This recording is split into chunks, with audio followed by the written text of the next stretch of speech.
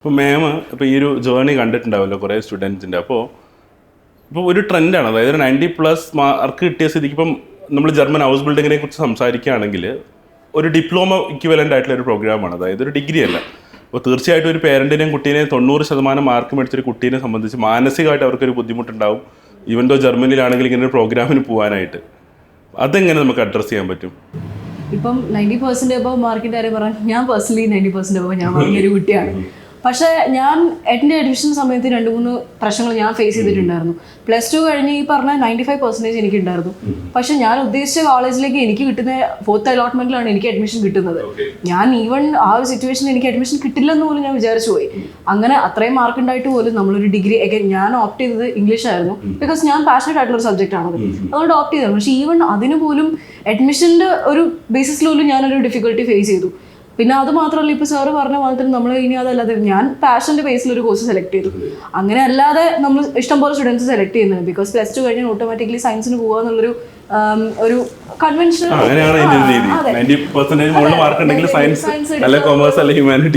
അങ്ങനെയാണ്. അപ്പം അത് ഈവൻ അങ്ങനെ നമ്മൾ സെലക്ട് ചെയ്ത് കഴിഞ്ഞാൽ തന്നെ ഡിഗ്രി 3 years നമ്മൾ കംപ്ലീറ്റ് ചെയ്തെന്ന് വിചാരിക്കും. നമ്മൾ നെക്സ്റ്റ് മേ ബി PGക്ക് പോകുമായിരിക്കും. PGക്ക് പോയി കഴിഞ്ഞാൽ ദെൻ വാട്ട്? സയൻസ് സബ്ജക്റ്റിലാണെങ്കിൽ ഏതൊരു സബ്ജക്റ്റ് ആണെങ്കിലും നമ്മുടെ നാട്ടിലുള്ള opportunities when compare to other countries വളരെ ലെസ്സാണ്. പ്രത്യേകിച്ച് ഈ ഒരു 90% എന്ന് പറയുന്ന ഒരു മാർക്ക്, ഇപ്പം നമ്മൾ ജർമ്മനി ഡിപ്ലോമ ആണെന്നുള്ള ഒരു തിങ് എല്ലാവരും പറയാറുണ്ട്, പാരൻസ് പ്രത്യേകിച്ച് പറയാറുണ്ട്. പക്ഷേ 90% മാർക്കുള്ള ഒരു കുട്ടിക്ക് ജർമ്മൻ ലാംഗ്വേജ് ക്രാക്ക് ചെയ്യാൻ ഈസി ആയിരിക്കും. അതെ അതെ, ഡെഫിനറ്റ്ലി. കാരണം 90% മാർക്ക് നമ്മൾ +2 കിട്ടുക എന്ന് പറയുന്നത് അതും എളുപ്പമുള്ള ഒരു കാര്യമല്ല. അതെ, പഠിച്ചാൽ തന്നെ കിട്ടുള്ളൂ.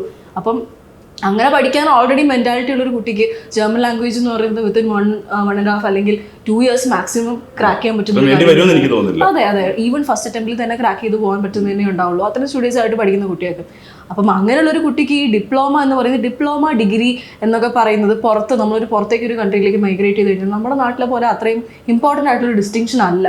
ഇപ്പം സപ്പോസ് നഴ്സിംഗ് എടുക്കുകയെന്ന് വിചാരിക്കുക, ഹൗസ് ബിൽഡിംഗ് നഴ്സിംഗ് ആണെങ്കിൽ ചൂസ് ചെയ്യുന്നത്, nursing house building it's not a degree, നമ്മുടെ BSc നഴ്സിംഗ് അല്ല. പക്ഷേ അവിടെ ചെന്ന് നമ്മൾ ആ ഒരു നേഴ്സായി കഴിഞ്ഞാൽ BSc നഴ്സിംഗ് ആണോ അല്ലെങ്കിൽ ജനറൽ നഴ്സിംഗ് ആണോ പഠിച്ചെന്നുള്ള ആ ഒരു കൺട്രിയിൽ വർക്ക് ചെയ്യാൻ അതിനൊരിക്കലും ദർ ഇസ് നോ ഡിഫറൻസ്. ഇപ്പോൾ നമ്മൾ പുറത്തുള്ള ജർമ്മനിയിലെ ഒരു കാര്യം പറയുന്നത് BSc നഴ്സിംഗ് എന്നുള്ള സ്ട്രീം ചൂസ് ചെയ്യുന്നത് കൂടുതൽ ടീച്ചിങ് അല്ലെങ്കിൽ റിസർച്ച് അങ്ങനെയുള്ള ഫീൽഡിലേക്ക് പോകാൻ താല്പര്യമുള്ളവരാണ് BSc എന്നുള്ളൊരു ഫീൽഡിലേക്ക് ചൂസ് ചെയ്യുന്നത്. അതെ അതെ, ഡെഫിനറ്റ്ലി. അതല്ല ഒരു കരിയർ ബിൽഡ് ചെയ്യാനാണ്, നേഴ്സായിട്ട് ഒരു കരിയർ, അല്ലെങ്കിൽ നമ്മൾ ഹൗസ് ബിൽഡിംഗ് ഏത് സ്ട്രീമിലേക്കാണോ പഠിക്കുന്നത് ആ ഒരു ട്രേഡിൽ ഒരു കരിയർ ബിൽഡ് ചെയ്യാൻ നമുക്ക് ഒരിക്കലും ആ ഒരു രാജ്യത്ത് ഡിപ്ലോമ അല്ലെങ്കിൽ ഡിഗ്രി തമ്മിലുള്ള ഡിഫറൻസ് ഇല്ല. ഡിഗ്രി തന്നെ വേണം, 3 year ഡിഗ്രി, അങ്ങനെയുള്ള കാര്യങ്ങളൊന്നും പുറത്തുള്ളൊരു കൺട്രിയിൽ നമുക്ക് വരുന്നില്ല. പിന്നെ ഡെഫിനറ്റ്ലി നമ്മൾ ആ രാജ്യത്തേക്ക് പോകുമ്പം അവിടെ നമുക്ക് സെറ്റിൽ ചെയ്യാനുള്ള ഓപ്ഷൻസ് അവൈലബിൾ ആണ്. ജർമ്മനി പോലുള്ള കൺട്രി ഹൗസ് ബിൽഡിംഗ് പഠിച്ചു കഴിഞ്ഞാൽ വിത്തിൻ 2 years വിത്ത് വർക്ക് 2 years കൂടെ വർക്ക് ചെയ്ത് കഴിഞ്ഞാൽ PR എലിജിബിലിറ്റി കിട്ടാനും ഓപ്പർച്യൂണിറ്റി ഉള്ള ഒരു കൺട്രിയാണ്. ഈസിയാണ് അങ്ങനെയുള്ളത്, നമുക്ക് സെറ്റിൽ ചെയ്യാനും. അതേപോലെ തന്നെ നമ്മുടെ സാലറിയുടെ കാര്യത്തിലാണെങ്കിലും നമ്മൾ ഹൗസ് ബിൽഡിംഗ് പഠിക്കുന്ന സമയത്ത് തന്നെ നമുക്ക് ഏൺ ചെയ്യാം. അത് കഴിഞ്ഞ് നമ്മൾ പാസ്സായി കഴിഞ്ഞാലും വലിയൊരു എമൗണ്ട് ഓഫ് സ്റ്റാർട്ടിംഗ് സാലറിയാണ് നമുക്ക് അവിടെ ഏൺ ചെയ്യാൻ പറ്റുന്നത്.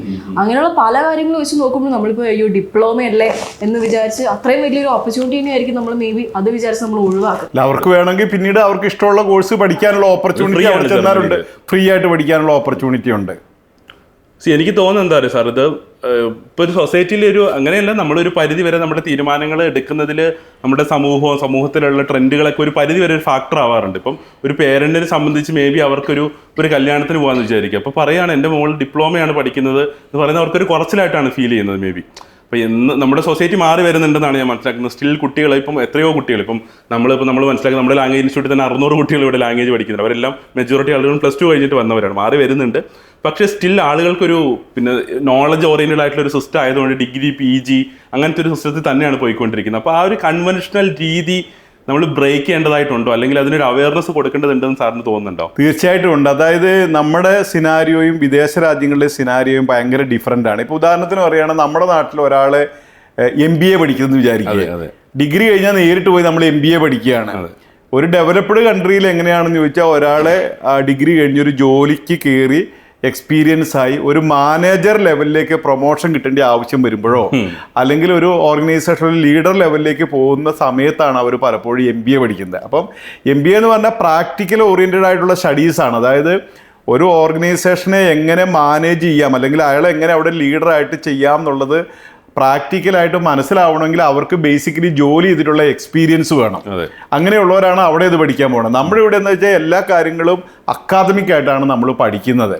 ഇപ്പൊ നേഴ്സിംഗിന്റെ കാര്യം എടുക്കുകയാണെങ്കിൽ നമ്മുടെ നാട്ടിൽ നമ്മളിപ്പം ജനറൽ നേഴ്സിംഗ് കുറവ്, BSc നേഴ്സിംഗ് അതിലും കൂടിയത്, MSc നേഴ്സിംഗ് ആയ അതിലും കുറച്ചും കൂടി കൂടിയത്. അതായത് നേഴ്സിംഗ് ജോലി ചെയ്യുന്നതിൽ തന്നെ BSc നേഴ്സ് ആണെങ്കിൽ കുറച്ച് കൂടുതലെന്നാണ് നമ്മൾ ചിന്തിക്കുന്നത്. ഒരു ഡെവലപ്ഡ് കൺട്രിയിൽ അങ്ങനെ ഇല്ല. അതായത് നേഴ്സിംഗ് ജോലി ചെയ്യാൻ വേണ്ടി അല്ലെങ്കിൽ അവിടെ ഒരു രജിസ്റ്റേർഡ് നേഴ്സ് ആവാനായിട്ട് അവരൊരു നേഴ്സിംഗിന്റെ അവർക്ക് എലിജിബിലിറ്റി ഉള്ള ഒരു കോഴ്സ് പഠിച്ചാൽ മതി. സ്കില്ലുണ്ടാവണം. അവർ BSc നേഴ്സോ MSc നേഴ്സിംഗോ ഒക്കെ പഠിക്കുന്നത് അവിടെ ടീച്ചിങ് മേഖലയിലോട്ട് പോകാനോ റിസർച്ച് ആപ്റ്റിറ്റ്യൂഡുള്ള ആളുകളാണ് അത് പഠിക്കുന്നത്.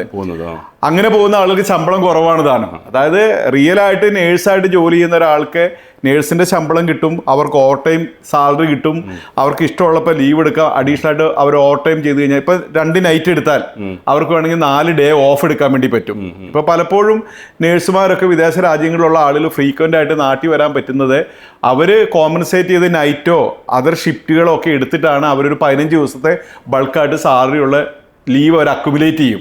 എന്നിട്ട് ആ ലീവ് വെച്ചിട്ടാണ് അവർ നാട്ടിൽ വരുന്നത്. അതേസമയത്ത് അവിടെ മറ്റു ജോലി ഇപ്പോൾ teaching BSc nursing MSc nursing കഴിഞ്ഞ് ഒരു കോളേജിലെ ഒരു നേഴ്സിംഗ് പഠിപ്പിക്കുന്ന ഒരു ടീച്ചറായിട്ട് ഒരാൾക്ക് ജോലി കിട്ടുമെന്ന് വിചാരിക്കുക, അവർക്ക് ഇതേമാതിരി വരാൻ പറ്റില്ല.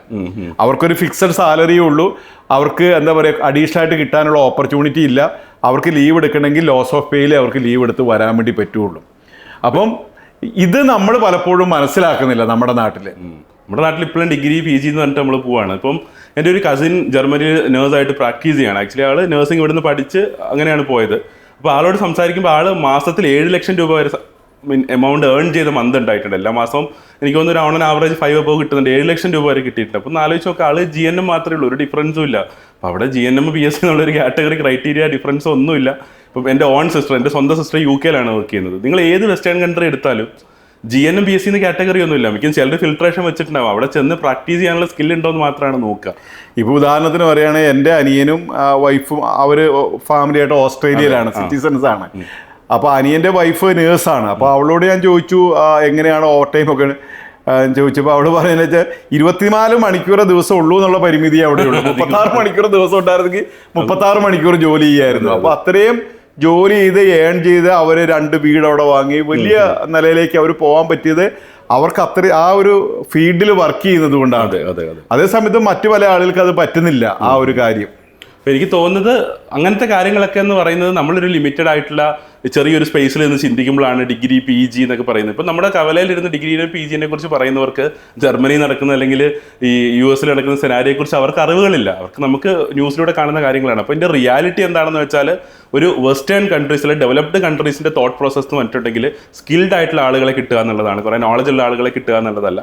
ഇപ്പോൾ സാർ MBA ഒരു എക്സാമ്പിൾ പറഞ്ഞു. ഇപ്പോൾ ഞാൻ എഗെയിൻ നമ്മുടെ ലൂക്കോസുമായിട്ട് സംസാരിക്കുന്ന സമയത്ത് ഇപ്പോൾ ലൂക്കോസ് IU യൂണിവേഴ്സിറ്റി ജർമ്മനിയിൽ പലരും കേട്ടിട്ടുണ്ടാകും, ബെർലിനിലാണ് ആൾ പഠിക്കുന്നത്, MBA ആണ് പഠിക്കുന്നത്. പക്ഷേ ആ ബെർലിനിൽ നിങ്ങൾ ഡയറക്റ്റ്ലി നിങ്ങൾക്ക് എടുത്ത് നോക്കാം, അപ്ലൈ ചെയ്യണമെന്നുണ്ടെങ്കിൽ minimum 2 to 3 years work experience, ഒരു ഡിഗ്രി കഴിഞ്ഞിട്ട് 2 to 3 years of work experience ഉള്ള ഒരാൾക്ക് മാത്രമേ ആ മാസ്റ്റേഴ്സ് MBAക്ക് അവിടെ അപ്ലൈ ചെയ്യാൻ പറ്റുള്ളൂ. Without 2 years of work experience ആണെങ്കിൽ നിങ്ങൾ കിട്ടില്ല. നമ്മുടെ നാട്ടിൽ അങ്ങനെ ഒരു സെനാരിയോ ഇല്ലല്ലോ. ഡിഗ്രി കഴിഞ്ഞ് MBA ഡയറക്റ്റ്ലി അഡ്മിഷൻ കിട്ടുന്നു. അപ്പോൾ മനസ്സിലാക്കേണ്ട ഒരു പെർസ്പെക്റ്റീവ് എന്താ വെച്ചാൽ നമ്മൾ ചേഞ്ച് ചെയ്യേണ്ട ടൈം ആയിട്ടുണ്ട്.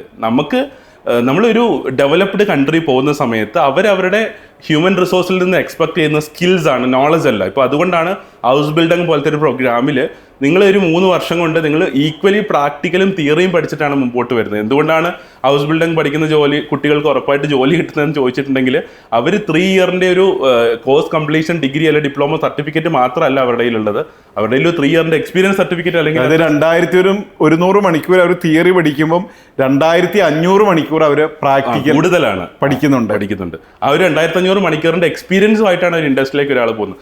അത്ര എക്സ്പീരിയൻസ് ഉള്ള ഒരാളെ തീർച്ചയായിട്ടും ഒരു കമ്പനി അല്ലെങ്കിൽ ഒരു ഹോസ്പിറ്റലോ IT ആണെങ്കിൽ ഒരു കമ്പനി ഹയർ ചെയ്യാതിരിക്കുന്നതിൽ എന്താണ് മീനിങ്? അപ്പം അതാണ് അതിൻ്റെ ഡിഫറൻസ് എന്ന് പറയുന്നത്. എഡ്യൂക്കേഷണൽ സിസ്റ്റം ഡിഫറൻ്റ് ആണ്. എനിക്ക് തോന്നുന്നു ഒരു പരിധി വരെ നമ്മൾ ഈ സിസ്റ്റം ഫോളോ ചെയ്യാൻ ട്രൈ ചെയ്യുന്നുണ്ട്. ഇപ്പം നമ്മുടെ നാട്ടിൽ ITIs ഉണ്ട്, പക്ഷേ അത് എന്തുകൊണ്ടോ അത് എഫക്റ്റീവായിട്ട് നമ്മൾ നടപ്പിലാക്കുന്നില്ല എന്നുള്ളതാണ് നമ്മൾ ഒരു പരാധീനതയായിട്ട് കാണുന്നത്. മേ ബി ഈ രാജ്യങ്ങൾ സഞ്ചരിക്കുന്നതിനേക്കാൾ ഒരു 15-20 കൊല്ലം പുറകിലാണ് നമ്മൾ സഞ്ചരിക്കുന്നത്. ഒരു 10 കൊല്ലം കഴിയുമ്പോൾ ആ ഒരു സിസ്റ്റം ഇവിടെ വരുമായിരിക്കും നമുക്ക് ഒപ്റ്റിമിസ്റ്റിക്കലി എക്സ്പെക്ട് ചെയ്യാം. അപ്പോൾ ഇതിൻ്റെ ഒരു കൺസേൺ ഇത്രയേ ഉള്ളൂ. നമ്മൾ മനസ്സിലാക്കേണ്ട പെർസ്പെക്റ്റീവ് എന്ന് പറയുന്നുണ്ടെങ്കിൽ 90% മാർക്ക് ഉണ്ടെങ്കിലും 90% മാർക്ക് ഉണ്ടെങ്കിലും നിങ്ങൾ നാട്ടിലൊരു കാര്യം ചെയ്താൽ എന്ത് ട്രാൻസ്ഫർമേഷനാണ് നിങ്ങളുടെ ലൈഫിൽ ഉണ്ടാകാൻ പോകുന്നത്, അല്ലെങ്കിൽ ജർമ്മനി പോലത്തെ ഒരു രാജ്യത്ത് പോയിട്ടെങ്കിൽ എന്ത് ട്രാൻസ്ഫർമേഷനാണ് ഉണ്ടാകാൻ പോകുന്നത് നമ്മൾ സീരിയസ് ആയിട്ട് ആലോചിക്കുക. അപ്പോൾ തീർച്ചയായിട്ടും നിങ്ങൾക്ക് ഉചിതമായിട്ടുള്ള തീരുമാനം എടുക്കാൻ പറ്റുമെന്നാണ് എനിക്ക് തോന്നുന്നത്. തീർച്ചയായിട്ടും. അതെ. അപ്പോൾ ഇതിൽ നമ്മൾ രണ്ടാമത് മനസ്സിലാക്കേണ്ട ഒരു പെർസ്പെക്റ്റീവ് എന്താണെന്ന് വെച്ചിട്ടുണ്ടെങ്കിൽ, മാം ഇപ്പം അഗെയിൻ ഫൈനലി തോന്നുന്നുണ്ട് ഒരു പേരൻറ്റിന് സ്റ്റിൽ ഡൗട്ടാണ് 90% ഉള്ളപ്പം ഞാനിത് വിടണോ, അല്ലെങ്കിൽ ജർമ്മനി പോലത്തെ ഒരു കൺട്രിയിലേക്ക് വിടണോ, അല്ലെങ്കിൽ ഞാൻ ഡിഗ്രി കഴിഞ്ഞിട്ട് ജർമ്മനിലേക്ക് വിട്ടാൽ പോലെ എന്ന് കൺഫ്യൂസ്ഡ് ആണെങ്കിൽ എന്തായിരിക്കും അവരോട് പറയാനുണ്ടാവുക? ഫസ്റ്റ് ഓഫ് ഓൾ നമ്മളെപ്പോഴും ഇപ്പം നമ്മൾ ഡിഗ്രി പഠിക്കുകയാണെങ്കിലും ഏതൊരു കോഴ്സ് പഠിക്കുകയാണെങ്കിലും നമ്മളൊരു ജോലിക്ക് വേണ്ടിയിട്ടാണ് നമ്മളത് പഠിക്കുന്നത്. അതെ, എൻ ഗോൾ എപ്പോഴും ഒരു കരിയർ, അല്ലെങ്കിൽ നമ്മൾ ഏൺ ചെയ്യുക, ഫിനാൻഷ്യലി സ്റ്റേബിൾ ആവുക, അങ്ങനെയുള്ള കാര്യങ്ങളാണ്. ഇപ്പോൾ നമ്മൾ സ്റ്റുഡൻസ് ആണെങ്കിലും പാരൻസ് ആണെങ്കിലും മേ ബി കുറച്ച് ഫിനാൻഷ്യലി സ്ട്രഗിൾ ചെയ്യുന്നവരാണെങ്കിൽ മേ ബി ചിലപ്പം സ്റ്റുഡൻസ് ആയിരിക്കും അല്ലെങ്കിൽ മക്കളായിരിക്കും പാരൻസിനെ പിന്നീട് ലൈഫിൽ സപ്പോർട്ട് ചെയ്യുന്നത്. അപ്പോൾ അങ്ങനെയുള്ള പല കാര്യങ്ങളും നമ്മളെന്നും നമുക്ക് ജീവിക്കാൻ ഒബ്വിയസ്ലി ഫിനാൻഷ്യൽസ് ആർ റിക്വയർഡ്. അപ്പം first thing is that Germany പോലത്തെ ഒരു കൺട്രിയിൽ പോയി ഹൗസ് ബിൽഡിംഗ് പോലത്തെ ഒരു കോഴ്സ് പഠിച്ചു കഴിഞ്ഞാൽ നമ്മൾ +2 കഴിഞ്ഞ ഉടനെ തന്നെ നമുക്ക് ഫിനാൻഷ്യലി സ്റ്റേബിൾ ആവാനുള്ള ഒരു ഓപ്പർച്യൂണിറ്റിയാണ് അത് പ്രൊവൈഡ് ചെയ്യുന്നത്. ഇപ്പോൾ നമ്മുടെ നാട്ടിലാണെങ്കിൽ നമ്മൾ ഡിഗ്രി പഠിക്കുന്ന സമയത്ത് ഇന്ന് കുറച്ചും കൂടെ പാർട്ട് ടൈം വർക്ക് ചെയ്യാനുള്ള കൾച്ചർ നമ്മുടെ നാട്ടിൽ കുറച്ചും കൂടെ വരുന്നുണ്ട്. അതെ, ബെറ്ററായി വരുന്നുണ്ട്. പക്ഷേ സ്റ്റിൽ അത് ബോയ്സ് ആണ് കുറച്ചും കൂടെ ചൂസ് ചെയ്യുന്നത്. ഗേൾസ് ഇന്ന് അത്ര ചൂസ് ചെയ്ത് കാണുന്നില്ല. ഈവൻ ബോയ്സ് ആണെങ്കിൽ പോലും അവരുടെ സ്റ്റഡീസിൻ്റെ ഇടയ്ക്ക് അവർ സ്ട്രഗിൾ ചെയ്യുകയാണ്. ഒരു മിനിമം വേജ് ഏൺ ചെയ്യാൻ വേണ്ടി അവർ സ്ട്രഗിൾ ചെയ്തുകൊണ്ടിരിക്കുകയാണ് പാർട്ട് ടൈം കൂടെ ചെയ്തിട്ട്. പക്ഷേ ജർമ്മനി പോലത്തെ ഒരു കൺട്രിയിൽ ഇങ്ങനത്തെ ഒരു കോഴ്സ് പഠിക്കുന്ന സമയത്ത് നമ്മൾ പഠിക്കുമ്പോൾ തന്നെയാണ് നമുക്ക് സ്റ്റൈപ്പൻഡ് കിട്ടുന്നത്. അപ്പം അത് ഓൾറെഡി നമ്മുടെ കരിക്കുലത്തിൽ ഉള്ള വർക്കാണ് നമ്മൾ ചെയ്യുന്നത്, നമ്മൾ എക്സ്ട്രാ അല്ല ചെയ്യുന്നത്. സോ നമ്മൾ പഠിക്കാൻ പോയൊരു കാര്യത്തിൻ്റെ കൂടെ നമ്മൾ വർക്ക് ചെയ്യുമ്പോൾ നമുക്ക് ആദ്യം ഫിനാൻഷ്യലി സ്റ്റേബിൾ ആവാൻ പറ്റും, പോകുന്ന കുട്ടിക്ക് സ്റ്റേബിൾ ആവാൻ പറ്റും, പ്ലസ് അവരുടെ പാരൻസിനെ സപ്പോർട്ട് ചെയ്യാൻ പറ്റും. അതേപോലെ തന്നെ നമ്മുടെ ലൈഫ് സ്റ്റൈൽ മാറും. അങ്ങനെയുള്ള പല കാര്യങ്ങളുണ്ടാവും. ഇപ്പം പാരൻസ് ആണെങ്കിലും ഡെഫിനറ്റ്ലി അവരുടെ മക്കൾക്ക് ഒരു ബെറ്റർ ലൈഫാണ് എന്തായാലും അവരുടെ എക്സ്പീരിയൻസ്. അതെ. അപ്പം അതിലേക്കുള്ള ഏറ്റവും ഒരു ഈസിയർ പാത്വേ ആണ്. നമ്മുടെ നാട്ടിൽ നിന്നൊരു ഡിഗ്രി പഠിച്ച് ജോലിയായി കുറച്ചും കൂടെ നല്ലൊരു കരിയറിലേക്ക് പോകുന്നതിനേക്കാളും ടൈം ഫ്രെയിം നോക്കുമ്പോൾ +2 കഴിഞ്ഞാൽ തന്നെ നമുക്ക് ആ ഒരു ഇത് പോസിബിൾ ആണ്. പിന്നെ ലൈഫിൽ വരുന്ന മാറ്റങ്ങൾ ഡെഫിനറ്റ്ലി നമ്മൾ ഒരു ഡെവലപ്ഡ് കൺട്രിയിൽ ജീവിക്കുമ്പം നമ്മുടെ സ്റ്റാൻഡേർഡ് ഓഫ് ലിവിങ് മാറുന്നുണ്ട്. നമ്മൾ ജീവിക്കുന്ന നമ്മുടെ എന്താ പറയുക ഇൻഫ്രാസ്ട്രക്ചർ, നമ്മൾ യൂസ് ചെയ്യുന്ന ട്രാൻസ്പോർട്ടേഷൻ, അവിടെ അവൈലബിൾ ആയിട്ടുള്ള ഫുഡിൻ്റെ ക്വാളിറ്റി, അങ്ങനെയുള്ള പല കാര്യങ്ങളും നോക്കും. ഈവൻ പൊല്യൂഷൻ്റെ ഇത് നോക്കുമ്പോൾ പോലും നമ്മുടെ ലൈഫ് തന്നെ മാറുകയാണ്. നമ്മൾ ജീവിക്കുന്ന രീതി, അതിൻ്റെ ഒരു ക്വാളിറ്റി തന്നെ മാറുകയാണ്. അപ്പം ഡെഫിനറ്റ്ലി ആസ് പാരൻസ് നോക്കുമ്പോഴാണെങ്കിലും അവരുടെ മക്കൾക്ക് ബെറ്റർ ആയിട്ടുള്ളൊരു ലൈഫ് പ്രൊവൈഡ് ചെയ്യാനുള്ളൊരു പാത്വേ ആണ്. സ്റ്റുഡൻസ് നോക്കുകയാണെങ്കിലും at A very young age financially stable ആവാൻ മാത്രമല്ല ഡിഫറെൻറ്റ് കൾച്ചേഴ്സ് എക്സ്പീരിയൻസ് ചെയ്യാൻ, അവർക്ക് കുറച്ചും കൂടി ഒരു മെച്യൂരിറ്റി വരാൻ, അങ്ങനെയുള്ള പല കാര്യങ്ങളും പുറത്തൊരു കൺട്രി, ജർമ്മനി പോലൊരു കൺട്രി പോയി പഠിക്കുമ്പോൾ അവർക്ക് അവൈലബിൾ ആണ്. എന്നെ കേൾക്കുന്ന പേരൻസിനോട് പറയാനുള്ളത്, നിങ്ങളുടെ കുട്ടിയുടെ കരിയർ ഇതിനെക്കുറിച്ച് ഒരു ധാരണയില്ലാതെ നാട്ടിലെ ഒരു സൊസൈറ്റിയിൽ ഒരാൾ പറയുന്ന ആ ഒരു കാര്യം വെച്ചിട്ട് മുമ്പോട്ട് കൊണ്ടുപോകണോ, അതോ ഇത്രയും ട്രാൻസ്ഫർമേഷൻ ഉണ്ടാക്കാൻ കേപ്പബിൾ ആയിട്ടുള്ള ഒരു പ്രോഗ്രാമിൽ ഇൻവെസ്റ്റ് ചെയ്യണോ എന്നുള്ളത് നിങ്ങളുടെ തീരുമാനമാണ്. അപ്പം അങ്ങനെ ആ ഒരു കേപ്പബിൾ ആയിട്ടുള്ള ജർമ്മനി പോലത്തെ ഒരു പ്രോഗ്രാമിലേക്ക് ഇൻവെസ്റ്റ് ചെയ്യാൻ നിങ്ങൾ ഡിസൈഡ് ചെയ്യുകയാണെന്നുണ്ടെങ്കിൽ അതിൽ ഏറ്റവും ബെസ്റ്റ് ആയിട്ടും എക്സ്പോർട്ട് ആയിട്ടുള്ള ഒരു ഗൈഡൻസ് വേണമെന്ന് നിങ്ങൾ ഡിസൈഡ് ചെയ്യുകയാണെന്നുണ്ടെങ്കിൽ നിങ്ങൾക്ക് എഡ്യൂഫ്ലെയറിനെ അപ്രോച്ച് ചെയ്യാം. ഞങ്ങൾക്ക് നിങ്ങളെ ഹെൽപ്പ് ചെയ്യാനായിട്ട് സാധിക്കും. Eduflare, education driven by passion.